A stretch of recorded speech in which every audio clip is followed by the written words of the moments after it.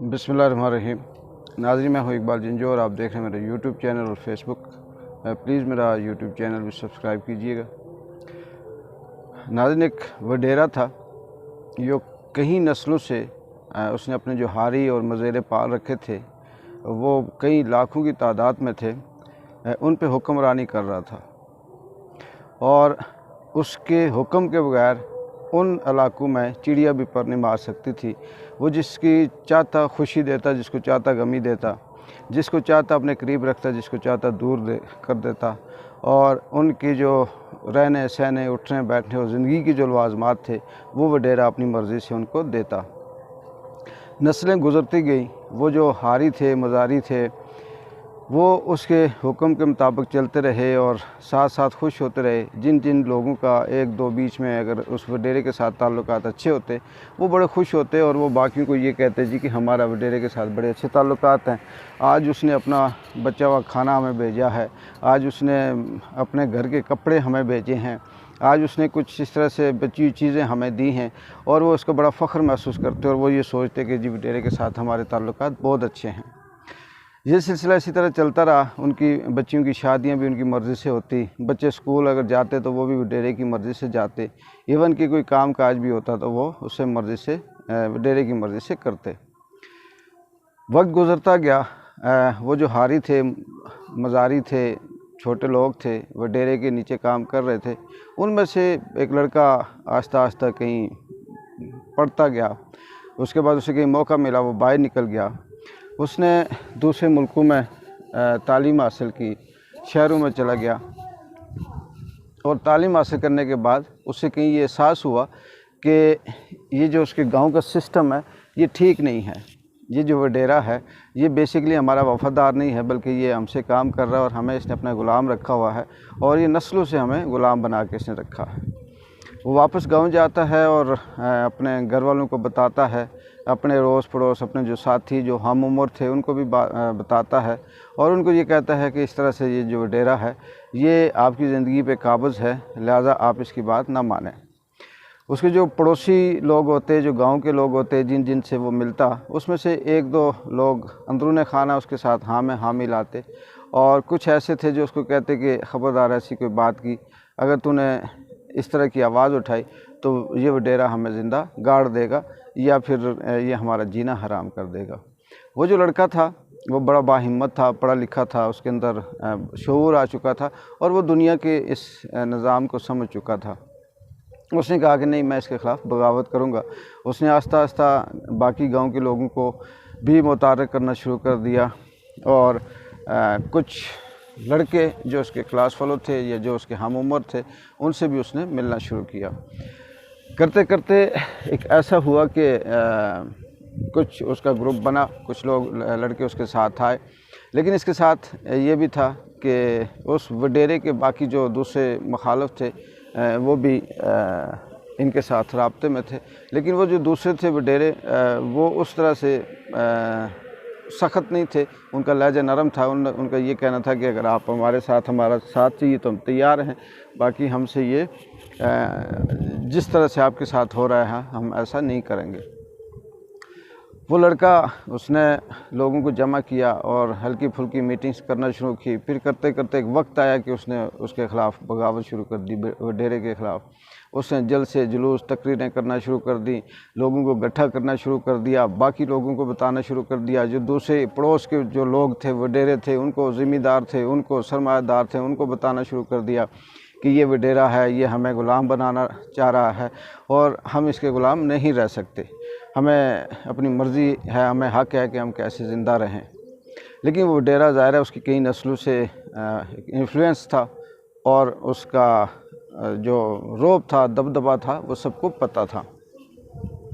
वो नहीं चाहता था कि ये निकले, लेकिन अब वक्त ऐसा था कि वो ये भी नहीं कर सकता था कि वो सरेआम आए, उसको मारे, गोली मार दे, उसको फांसी दे दे या उसको इल्ज़ाम दे दे, क्योंकि उसके लिए उसे अब वो पुराना वक्त गुजर चुका था और उसे कुछ प्लानिंग चाहिए थी। उसने फिर आस्ता आस्ता उसी वडेरे के जो चाल थी, उसने जो अपने बंदे थे, उसने उस लड़के के जो करीबी थे, कुछ दोस्त थे, कुछ कज़न्स थे, कुछ पड़ोसी थे, उनको बुलाया और उनको फिर गैर उसे इरादी तो क्या कहते हैं महसूस तरीके से उनकी हमायत हासिल की, उनकी ख्वाहिशें पूरी करने की बात की, उनको पैसा दिया और उनको ख़रीदने की कोशिश की और उन्हें कहा जी कि तुम जहाँ भी जाओ इसके रास्ते की रुकावट बनो। वो उसके अपने ही थे, वो लड़के के इसे रुकावट बनो, जहाँ भी हो सकता है इसको मारो और इसके आपके पीछे मैं हूँ, आपको थाना कचहरी दूसरा तीसरा ये जो है ये सब मैं देखूँगा। यूँ करते करते ये सिलसिला चलता रहा। वो लड़का अपनी बगावत पे और अपनी उस बात पे अड़ा रहा और उसके साथ वो लोग जो उसके दुश्मन थे वो अपने ही थे, वो उस वडेरे के कहने पे चलते रहे और एक वक्त आया कि उन्होंने उसका जीना हराम कर दिया, लेकिन उसकी जदोजहद जारी रही।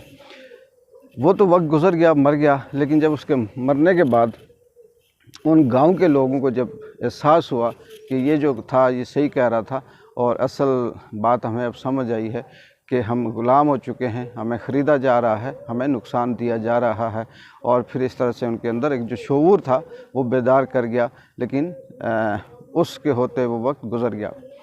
इस तरह की बेशुमार तारीख़ में भी ऐसी बहुत सी कहानियाँ हैं, ऐसी बहुत सी हक़ाइक़ हैं जो आज भी इस दौर में है। और आज अगर हम ग्लोबल विलेज की बात करें तो ये जो दुनिया है ये इंटरनेशनल लेवल पे एक गांव की हैसियत रखती है। और इस दुनिया में जो मुल्क हैं, ये जो सुपर पावरें हैं, ये जो बड़े मुल्क हैं, ये बेसिकली वो वडेरा शाही कायम करना चाहते हैं। हम बाहैसियत पाकिस्तानी या बाहैसियत कश्मीरी मुल्क जो हैं, हम एक उस मज़ेरे की हैसियत रखते हैं, ग़ुलाम की हैसियत रखते हैं। और अमेरिका जो बहादुर इस वक्त चौधरी बना हुआ है, इसने हमारे मुल्क के ऊपर ना सिर्फ रियली यानी कि उस तरह से कब्ज़ा कर रखा है, बल्कि उसने एक अपनी कॉलोनी बना के रखी हुई है। जिसको चाहता है ले आता है, जिसको चाहता है उतार देता है, जिसको चाहता है धमकी देता है, जिसको चाहता है जिसकी मर्ज़ी चाहे वो हुकूमत लेकर आ जाए, उसके इशारों पे सब नाचते हैं।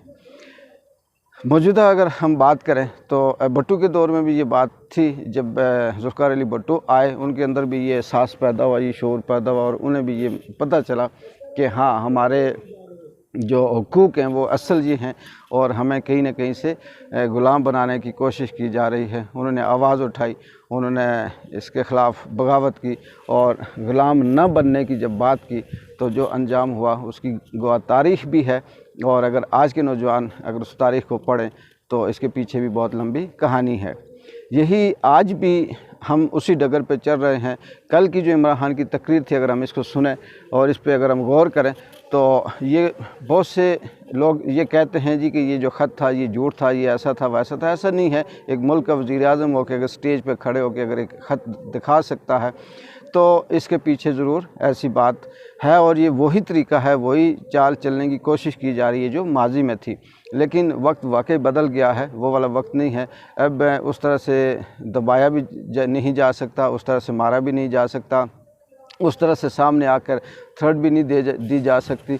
अंदरूनी खाना यही है कि अपने लोगों को ख़रीदो। जो माजी से लेके कई सौ साल की हमारी तारीख़ है, टीपू सुल्तान से लेके आज तक ये हमारी तारीख़ है कि जब हम मजबूत होते हैं, मुसलमान मजबूत होते हैं तो उनके किले के दरवाज़ों को खोलने के लिए उन्हीं के माफज़ों को ख़रीदा जाता है।